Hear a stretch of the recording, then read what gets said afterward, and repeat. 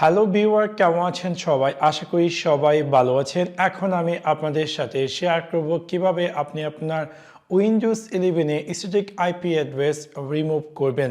So আপনাদেরকে সম্পূর্ণ ভিডিওটি দেখার জন্য আমন্ত্রণ জানাচ্ছি। চলুন তাহলে দেখে আসি কিভাবে আপনি আপনার উইন্ডোজ 11 এ স্ট্যাটিক আইপি অ্যাড্রেস ডিলিট অথবা রিমুভ করবেন।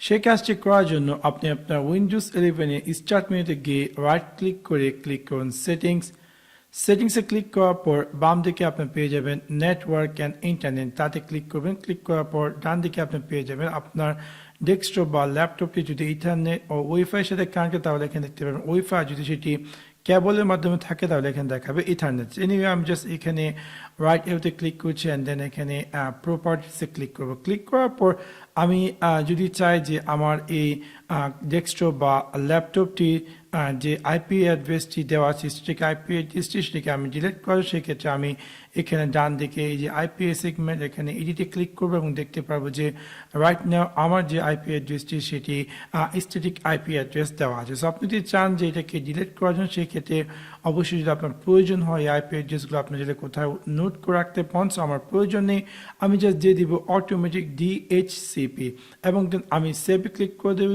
এবং দেখতে পাবো যে অটোমেটিকলি আমার ডেস্কটপ বা ল্যাপটপটি থেকে এই যে ম্যানুয়াল স্ট্যাটিক আইপি অ্যাড্রেসটি ছিল সেই আইপি অ্যাড্রেসটি চলে গেছে।